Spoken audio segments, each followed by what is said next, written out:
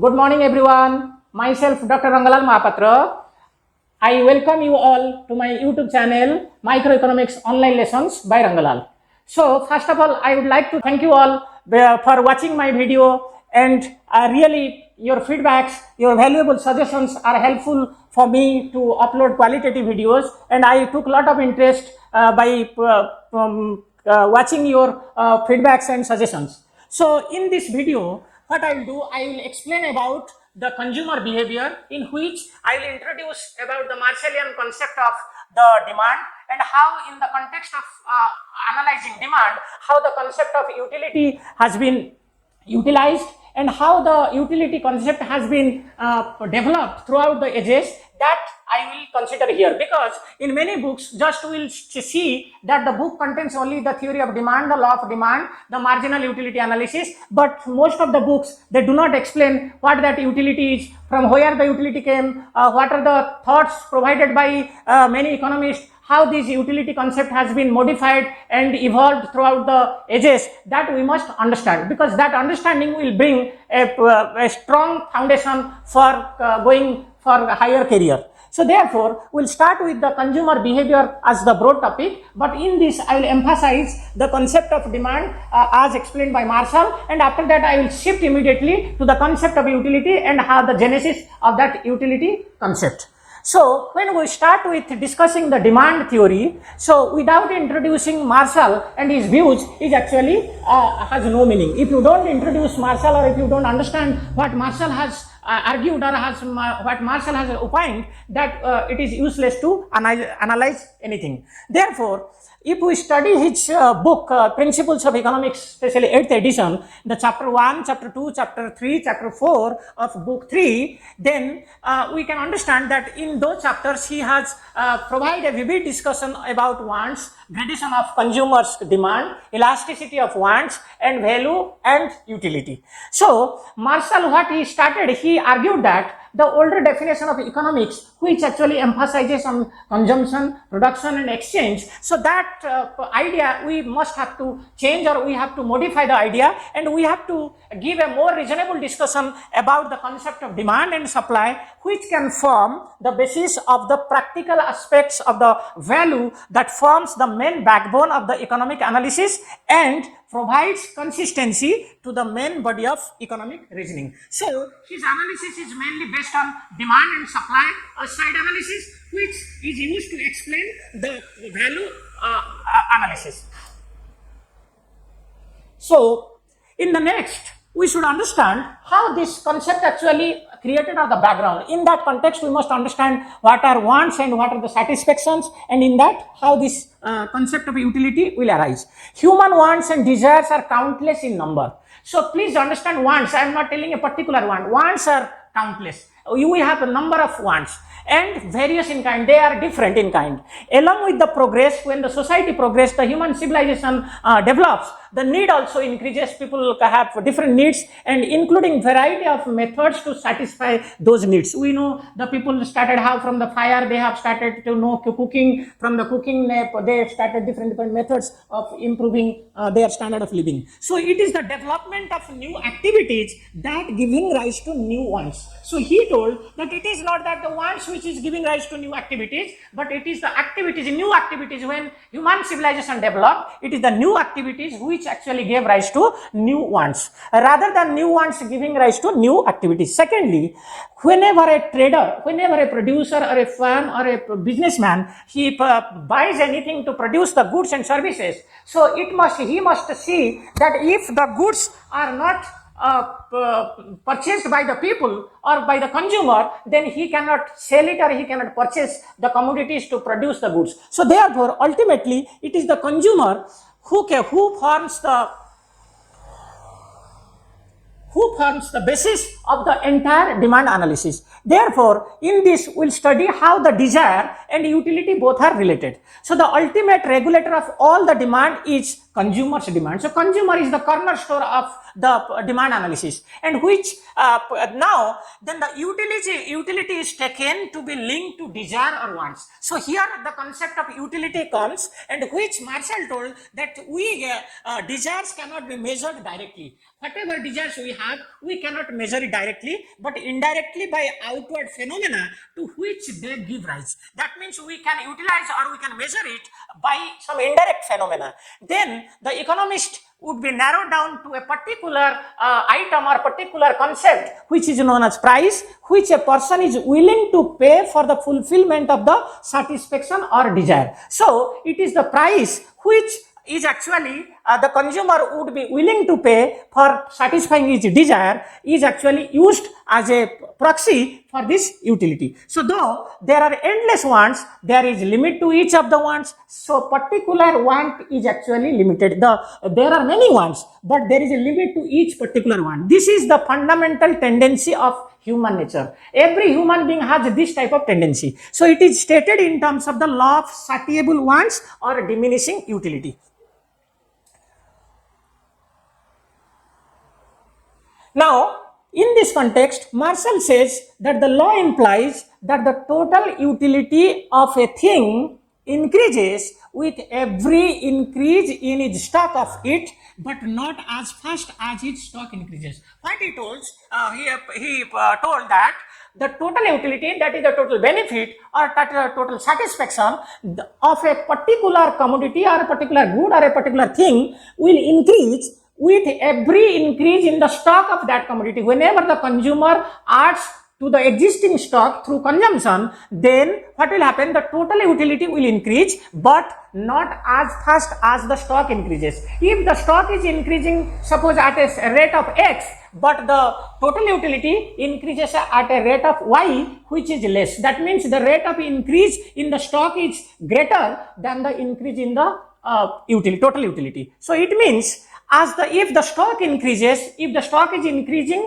at a constant rate, then the total utility increases at a diminishing rate. That means if suppose a consumer is consuming tea continuously, cup of tea every day, every time, if he consumes a commodity, first unit, second unit, third unit, like that, if he goes on continuing, then the stock, the total number of units he consumed will increase, but the total utility will increase, but at a slow rate, at a decreasing rate. And this part of thing which the consumer is purchasing, so the part of the thing which the consumer is purchasing is called the marginal purchase. So the additional, whenever the consumer is purchasing the additional one, that additional one is the marginal purchase, and as he is in no doubt whether it is worthwhile to incur the spending to obtain it. Why it is marginal?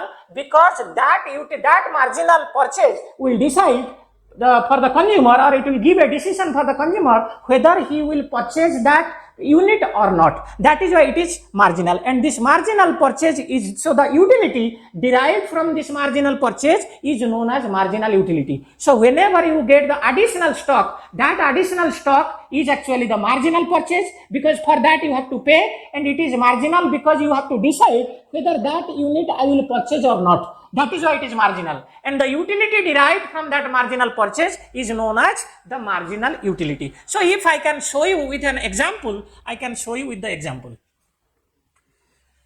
Suppose I will take a consumer, here the units. So if he consumed,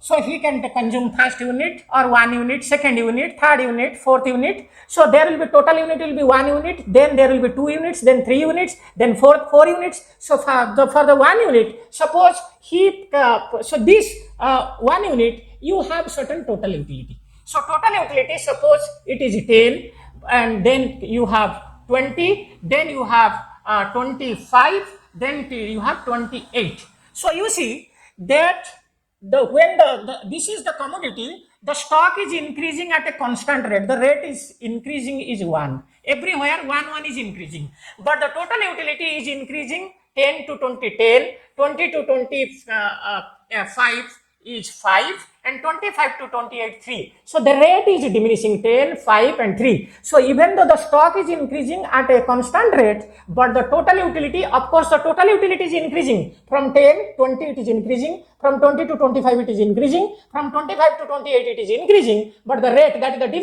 the difference is diminishing 10, then 5, then 3. So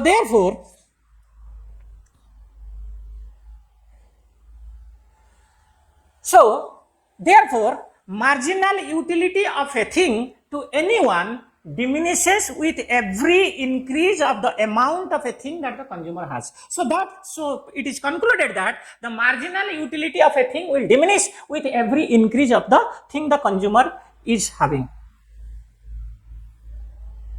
So now, when we take this assumption, what are the implicit assumptions? Because that implicit assumptions or implicit conditions we must understand. The condition is, we do not suppose the time to be allowed for any alteration in the character or taste of the consumer himself or herself. That means we should not allow any time within which the consumer can change his character, his behavior, so that his or her taste will be changed. So that means the time period should not be so much big, so that within that the consumer can change his behavior. So the taste of the consumer should not change, because the time will not allow. The next thing is that the thing is available in small quantity, or its service can be consumed in a small quantity. There are many commodities which are very much huge, they are indivisible. You cannot divide them into small number or quantity. Therefore, whenever this type of things are coming, we can use the services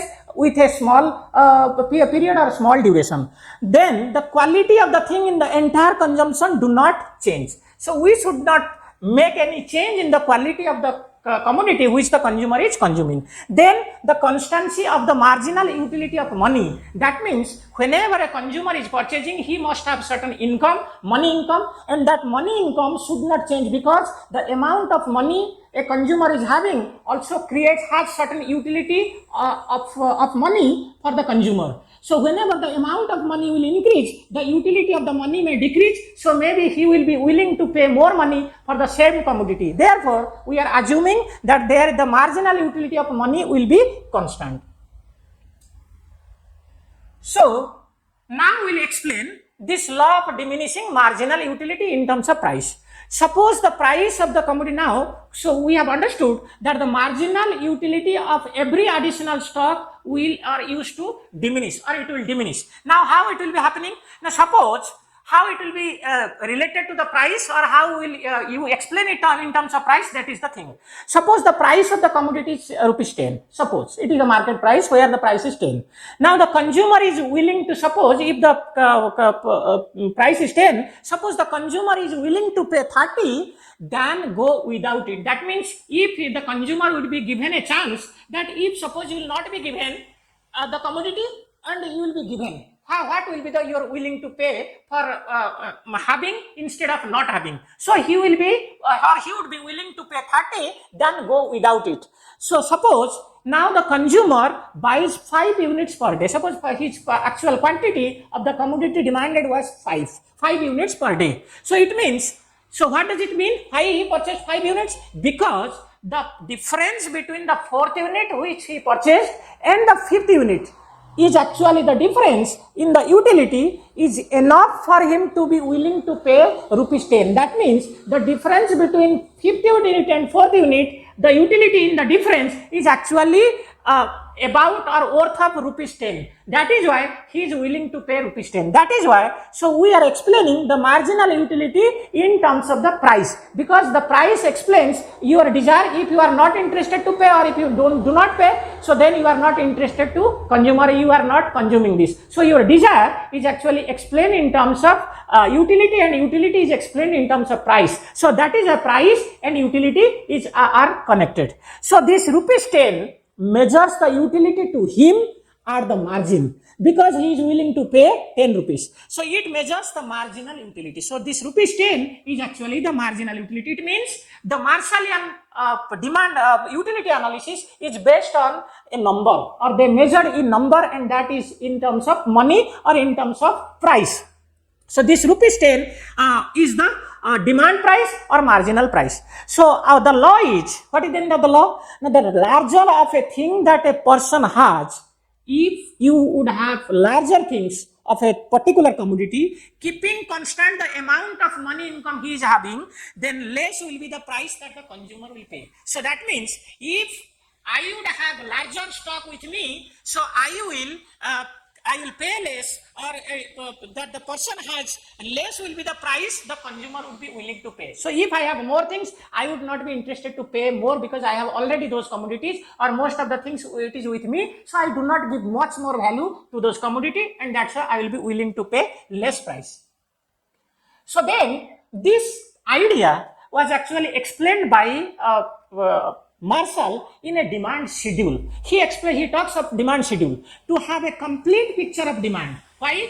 Now that actually the entire demand analysis I will take in the next video. Just my intention is bringing the connection between utility and the demand, and from there I will go to how the concept of utility has evolved throughout the time. So that's why I am not going in the detail of the demand analysis of the law of demand, which I will take in the next videos. So to have a complete picture of the demand for anything, we must know how much of the good he or she would be willing to buy at each price at which it is likely to be offered. That means the demand schedule, demand actually not only it doesn't tell that what is the particular amount of a commodity you have purchased at a particular price. It tells you, the demand tells you the list of prices at which the consumer would be willing to buy the different units of the commodity. So it is actually a schedule or a tabular presentation. So demand for the good can be expressed by a list of prices at which the consumer is willing to pay for different amounts. This is called the demand schedule. It is a tabular form of presentation of the list of prices which the consumer would be willing to pay a different amount of time during a given time period. This is important. This given time is very much important. Now, we are interested, we must be very much curious that where this concept of marginal utility came, how it is utilized, what was the development, how it came into existence. Somewhere we'll go to the cardinal utility analysis, then ordinal utility analysis, then indifference curve. Then these things actually create some confusion about the concept of this marginal utility. So therefore, we must understand the genesis of it. So the economic actions under any economic system is conditioned by the consumer's need. I told you that in the few slides in the back, that the consumer is the central point of the economic analysis, especially in the demand analysis. So in the process of the theoretical analysis, marginal utility is one of the most important discoveries in the field, because that helps to analyze the consumer behavior and other things in a very mathematical way. However, the clarification of this concept, that is the concept of marginal utility, and its clarification actually took around 2000 years, which ultimately became the basis of the theoretical system. Today what we are utilizing, or the concept of marginal utility which we are using, actually has started 2000 years back. So the architects of the marginal utility took their building stones from philosophy. So how it created, from where it came? It's not a product of a particular thing. It is actually a product of, or byproduct of philosophy, psychology, religion, mathematics and morals. And we'll see these things. So philosophical background of this concept of marginal utility. Before 19th century, the writers interested in the consumer value, because there are two groups. Some people were interested in the consumer value, who were Frenchmen and Italians. So the Italian economists and Frenchmen, they were interested in the consumer value. Among them, Buridanus, Davanzati, Galliani, Turgot and Condillac. These are the economists. But the advocates of the cost theory to the value were British origin. But at the same time, there are economists who also discussed or who focused on the cost theory of the value, which is actually originated in British or in England. And the people who are actually the founder of this are William Petty, John Locke, Adam Smith. So Max Weber and Calvin say that the labor power is very much important in all activities. Calvin actually gave important central place to any value analysis to the labor value. So labor is the important to anything, and the value of a commodity is nothing but the labor value. So Smith argued that the fair price is reached when the amount of labor in the exchanged goods is the same. That means if the goods which we are exchanging for the labor, if the amount of labor content is same as the price of goods, then we can say this is just price. But if the price is more than the amount of the labor attached to it or involved in it, in producing it, then it is not unjust price or unfair price. So thus, labor theory of value combined the Puritan social philosophy, that is, business is morally acceptable and divinely commanded, and therefore the economic value of anything is just price, which is equal to the amount of labor in the commodity, with Aristotelian theory of the value. So that means the labor theory of value combined both the Puritan social philosophy and also Aristotelian theory of value, which includes that the labor is given in the central place in the production. So if we see in 18th century, in the middle of the 18th century, the Italian and French philosophers were trained professors of philosophy, but they were the members of different religious institutions. So their ideas were influenced by those religious ideas. So they presented combined view of Aristotelianism and Thomism, that is, work is necessary, but it is not compulsory to integrate labor cost into the social order or into the philosophy of economic value. So they told labor is necessary, but it is not essential that we should put the labor cost into the process of calculating the economic value. So instead, what they told in Italy and France, they told happiness is the center of any economic actions, because people do work not for happiness. So happiness is the central activities of any economic activity. Thus, Aristotelian and Thomistic view is that valuation has functions of showing how much pleasure can be derived from the economic goods. So whenever the consumer consumes the goods, if that consumption provides more leisure or more pleasure, then it has more value, and if it has less pleasure, then it has less value. Thus, in France and in Italy, there was a prevalence of Aristotelian and Thomistic view, and in British, the moral recognition of glorification of labor value or the labor theory of value was prevalent. So in 19th century, Marshall was influenced by his father's profession or the religious idea. He was deeply influenced by his father's evangelicalism of his father, and which actually tells that labor theory or labor value is very much important, or it plays an important role in the theory of value. But he stressed cost and supply rather than the demand in his famous explanation of price equilibrium. Actually, in his equilibrium analysis, he gave much more important on the cost and supply side rather than the demand side. Thus, the concept of marginal utility was not existed before 1738. Before that, there was a crude concept of value in use. Actually, before 1738, the concept of utility, marginal utility was not there, but there was a concept which is called value in use, which relates to economic importance of service to utility and scarcity. So that was related to the scarcity. That means if you have much more scarce commodity, it has much more value. But essential concepts of marginal utility was developed in the framework of this value in use. Actually, this concept of marginal utility started only in the concept of this use in value concept. So value in use concept by Aristotle and Buridanus. Aristotle was the first who created the concept of value in use, because this type of questions also many times asked in NET exam or JRF examination, in competitive examination. So we must understand those ideas. So economic goods derive their value from individual utility, scarcity and cost. So it is not that the only from your utility or from pleasure, but it is from individual utility, the scarcity and the cost. These three things determines how the value of an economic good can be determined.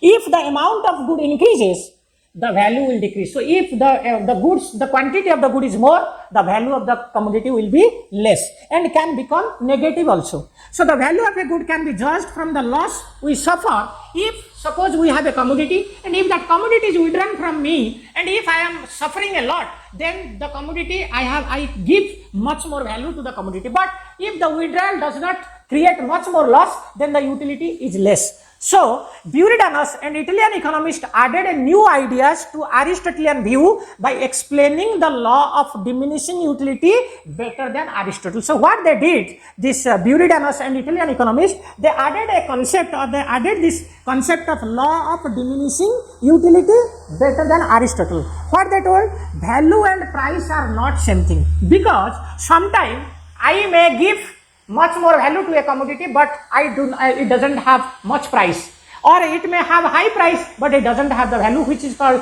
paradox in value. Like water has a lot of value but the price is very less, or even it is zero. But diamond has no value or very less value to the common people, but it has high price. So that is why on the market, not the needs of each individual, but the needs of those persons who can afford to trade determine the price. So it is not the price is determined by every individual. Only those individuals who can afford to purchase it, they decides the price, because they only demand. If the poor people cannot demand it, for him that commodity has no value and he doesn't create any pressure on the commodity. So only those who can purchase those goods, for them only, or their demand only creates decides the price.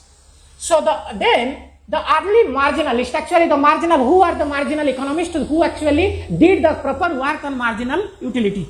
In between 1738 and 1850, three groups of value advocates existed. That means three groups of economists having three ideas were existing. One is labor theory of value or labor cost theory of value, which is by British economists, and the value in use, a group of economists in Italy and France and Germany, and the last one is the discoverer of the essential elements of the marginal utility by Daniel Bernoulli, Ferdinand Galliani, Jeremy Bentham, Augustine Carnot, and Juvenal Dupuit. These are the economists who actually really contributed a lot to the development of marginal utility, which we are utilizing today. So the most unfortunate thing was that there was a lot of repetition of the work, because all those economists, they were not known among each other. So their work was actually independently carried out, so nobody knew what others are doing. That's why there was a lot of repetition, and the literature shows that 6 times of repetition of this marginal utility revolution. But the blessings is that these new approaches actually added some new things, like the calculus, the mathematical aspects of this application to marginal utility, which is by Bernoulli, Carnot, and Dupuit. So ultimately there are two groups of marginalists. Among the marginalists, one is who favored use of mathematics, use of calculus, like Bernoulli, Carnot, Dupuit, and Walras. But the other group, even though they are mathematicians, they had mathematics, but they are favoring the use of the literary work. They are Galliani, Bentham, Lloyd, and even though they have a lot of mathematical knowledges. So in 1738, Bernoulli, why we took the year 1738? Because Bernoulli discovered that year the marginal utility for the first time. That is why it is a marking period. He told value and price are not equal. Value is determined by utility and income. So we must understand it is the utility and the income which determines the value. So if it has much more utility, it creates much more value, and if you have much more income, you give much more importance to the commodity, and for that you may have you can give much more price, so the value may be different for you. So he substituted scarcity in general by the scarcity in individual income. He actually substituted not the individual income by the general scarcity concept. So law of diminishing utility is not he told this Bernoulli, that law of diminishing utility not a universal law, which previous economists they were arguing, or the marginalists they argue that this is actually universal law, no need to be proved. But he told it is actually outcome of empirical observation. When you take the data from the observation, we observe the reality, we calculate, and from that we can get the outcome which tells that the marginal utility diminishes. So in calculus, marginal utility can be calculated like this. So if utility of a q means the quantity of goods. So if utility is the quantity of goods, then the change in utility of q plus delta q means change in q, how much quantity you have increased. So that the utility from the total change minus the original utility from the quantity q divided by the change in q, it will be the marginal utility whenever we take the ratio with delta approaches to 0. That means this change in q when is approaching or limiting to very very small quantity, then the entire concept can be called as the marginal utility, which we call the derivative of the function, or we can say the slope of the function, which we write dy by dx or du by dx, like that. So we use the marginal utility. So the today concept which we are using, it is because of this Bernoulli, the concept of marginal utility and the use of calculus. But Bentham, he, another economist, he rediscovered this marginal utility, and according to him, it is an aspect of the pain and pleasure. He compared both pleasure and pain, and he told that if we divide the pleasure into small parts, then we will show that the pleasure, if you continuously go for pleasure, the pleasure will continuously diminish. So it will show a diminishing utility. He used then how he calculated? He used the interpersonal method for purposes of measuring marginal utility. He actually compared the utility in between two persons or between two individuals. But the latter economists were ignorant of this Bentham idea. But next, Henrik Gosen, who is actually very much important in the marginal utility analysis, he has created his own theory of value.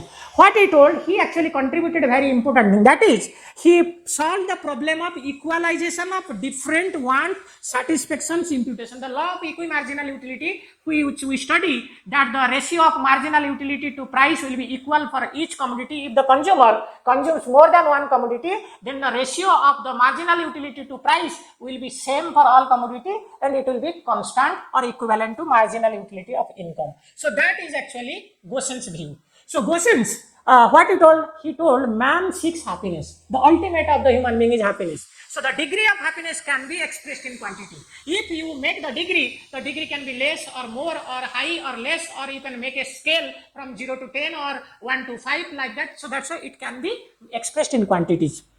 He argued money can be used to measure pleasure. So he, like the other economists, and including Marshall also, who came later on, so they also use, he argued about money as a measure for pleasure. So the intensity of pleasure feeling is regulated by the law of diminishing utility. So he told, since the happiness and the pleasure is the objective, the intensity of the pleasure goes on diminishing if you take it continuously. So Gosen's first law is the psychological and physiological. What it says? It says the more a person eats of one kind of food at one sitting, the less he enjoys the meal. That means if he continuously eats more and more and more, the enjoyment will go on declining, or the intensity of the pleasure will go on declining, which is actually known as the diminishing utility. So these consequences can be avoided if we consider time, variety of needs, pleasure, pain, relation, and money. So if we introduce those concepts like time, the variety of needs, then this kind of diminishing phenomena will not, diminishing utility may not arise. Therefore, he concluded that the equalization of marginal pleasure is actually the second law, which he tells that the consumer always allocates his resources in such a way that the marginal utility to the price ratio will be equal for each commodities, and that is what the second law of Gosen's, which we know as equimarginal utility, and that I will take in the subsequent videos in detail. So the marginalism period, which actually we should analyze, because that will give you a clarity of this utility analysis. So the work of John Stuart Mill is considered as the last great work of the classical school.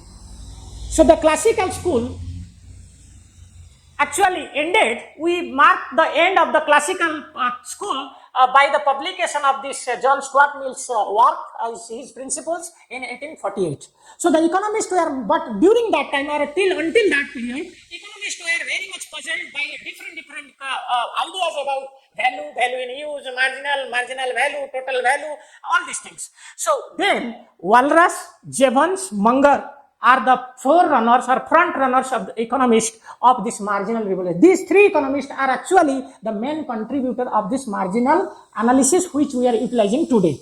Karl Munger saw a connection between marginal utility and the value and produced a solution. He told man's ultimate aim is his welfare, which is planned for the whole life. So when a man makes a plan, he makes the plan for the entire life, how his welfare will be at the optimum. So he distinguished between size, that is duration plus satisfaction, and the importance of the satisfaction. So whether how much duration the satisfaction is there and how much satisfaction I got, that is my size of the satisfaction, and the importance of satisfaction, whether what I am taking or I am getting, whether it is important for me or not. So the goods which are used for preservation of life ranked higher than those needed for conservation of health. So he told that the ranking man makes, because which are essential for human being, that are ranked first, and those who are not required for the life, they may be ranked lower. So therefore the welfare gains are measurable, but he was against the marginal utility, measuring utility, even though he was advocating the measurability capacity of this utility, but he was against the measurement of utility. So goods of same kind create variety of welfare gains, but each good can only have the value of the last application, which still can be satisfied. So that means a particular commodity gives different welfare for different when it is used for different purposes. But the last application will give you the value, because that is important. So this is called the dependent utility or the marginal utility. So value is the marginal utility. So the value of the marginal application is the marginal utility. So it is based on substitution, loss calculation, and dependent utility. So that means how much you can substitute and what are the loss you are doing whenever you are taking it, and how it is dependent on the value. These three things actually decides what should be the marginal utility. Then Jevons, Munger, and Walras are the discoverer of the same concept, but Munger searched for the value, whereas Jevons and Walras searched for its function. So Munger was actually interested with the value, how whether value creates price or a utility, or utility creates value. But Walras and Jevons, they were interested to find out a function which can determine exactly what is the value and how value is determined. So of the three, Austrian school established by Munger persists till today, but the other, that is Lausanne school by Walras, could not last long, and the other one also it is not there. So the Munger's has a lot of influence to the present thinking. The span of Munger school can be grouped into four. That is 1870, discovery of marginal value by Munger. 1880 to 1927 by systematization and consolidation. Then Eugen von Boehm, Bauer, Friedrich von Weiser.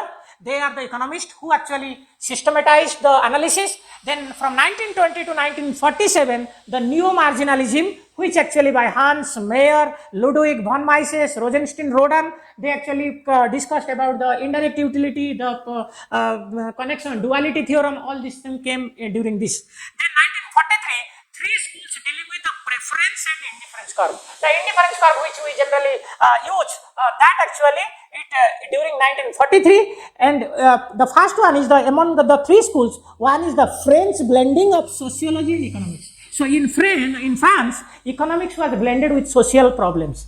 The second one is von Mises philosophical anthropology, how anthropology can be utilized in philosophy and economics. Then von Neumann and Morgenstern's theory of game, which is actually used in the risk theory. So what are the important aspects of this marginal utility theory that we must understand? That is the rational character of consumer's action, whenever a consumer is taking any action, when activities, whether for it is for pleasure or for welfare or for satisfaction, whether that character is rational or not. What is rational, who is rational, that will also. The nature of utility, the law of diminishing marginal utility, total and marginal utility, budget planning and strategy, imputation and measuring utility. These are the aspects of marginal utility theory which are developed during the process. Then When we study this rationality, we should understand what is this rational and who is this and how this economic man comes out. According to the trio, that is Munger, Jevons and Wildras, only the economic man can evaluate goods and services according to the marginal utility. So it is, they told, only the economic can evaluate the goods and services on the basis of the marginal utility. Then the question is, who is that economic man? The economic man actually is the which actually takes the rational decision. So form of action is rationality, understanding the action, that is introspection of and behavior, and the goal of the action is maximum utility, and rational action is that Benedetto. What is this rational action? Benedetto Croce defined rational action is a long-term planning. That means whenever you decide, Benedetto, he introduced time factor. If it is a short-term planning, then it is not rational decision. Max Weber defined rational action with control of action by accounting principle. Who does accounting problem and makes the balance sheet, everything is balanced, that is a rational action. Then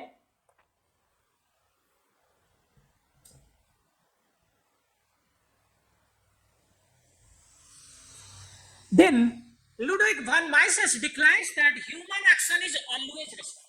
And rationality and action have the same meaning. If you say human action, it is rational, and rational means also human action. The bodily needs satisfaction is only rational. Whatever we require for the living, for the body requirement, it is rational, and whatever else that we are doing is all irrational. So to understand the actions of the agent in the market and putting into a scientific frame, economists use two different methods. How then we should understand this rational behavior? Economists utilize two methods. One is introspection and another is behavioralism. Introspection is the ability of the observer to reconstruct events which go on the mind of another person with the help of self-observation. So if I am economist, I will observe the consumer and I will reconstruct the consumption phenomena of the consumer in my mind, and I will take the reconstruct the idea and event, and I will do the analysis. And in this introspection, the economist is the most important advocate of this introspection method. Then another is behaviorism. Fritz Maclop described behaviorism as a movement which tried to confine social sciences to the establishment of regularities in the physical behavior of a man under strictly controlled conditions. That means they reject the introspection, and they told that the human behavior or the physical behavior of human being can be controlled or can be observed under a strict controlled condition, and that social insight is based on experiment and controlled observation, which actually backed by J.R. Hicks, and he is the founder of this method. So then the next is, the goal is to get maximum utility. Since Goshen, most economists consider the maximum utility is the goal of rational action. What is maximum satisfaction is simplified by Marshall. He told, under condition of free competition, every position of equilibrium of demand and supply may fairly be regarded as a position of maximum satisfaction. So Marshall told equilibrium condition under free competition actually nothing but the maximum satisfaction. However, Von Neumann and Morgenstern argued that in a market economy where the individual only consists a small part of the entire economy, they cannot do this maximum, but they reach at a situation which is called optimum position, which is a conflicting maxima. He may get the maximization or he may minimize something. Thus, the principle of rational behavior under market conditions needs a new formulation, and that is what.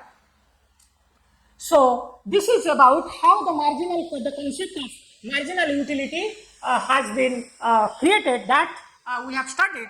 But it is not the end, and in the next video I will explain about how the diminishing marginal utility and the marginal substitution, which is actually came in the Hicksian analysis, in the indifference curve analysis, and then how we can measure utility, what are the different measures are available like cardinal and ordinal utility, and that I will explain in detail with use of mathematics, so that we can understand where actually we are utilizing ordinal and where it is cardinal, what are the benefits of these two things, and then uncertainty and measuring of this utility. These things will continue, and after finishing this, I will come to the concept of the law of demand theory. There I will explain what is the law of demand, what is this the diminishing marginal utility, law of equimarginal utility, derivation of demand, law of demand, market demand, and everything. So thank you everybody. I think even though the video is long, but unless you keep patience and listen everything, there will be not that you will get every idea. So thank you everybody.